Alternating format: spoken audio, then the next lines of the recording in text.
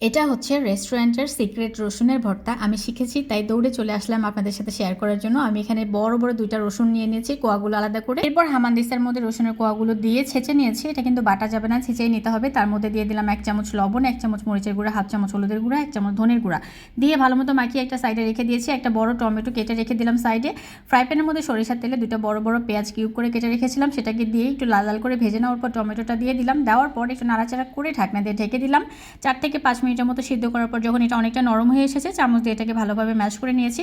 এখানে কাঁচামরিচ দিয়ে দিয়েছি প্রায় ৮ থেকে ৯টার মতো, এরকম কেটে দিয়ে দিয়েছি। দেওয়ার পর একটু নাড়াচাড়া করে দিয়ে দিলাম ওই যে রসুন মাখিয়ে রেখেছিলাম সেটা। দেওয়ার পর এটাকে ভালোভাবে নাড়াচাড়া করতে হবে।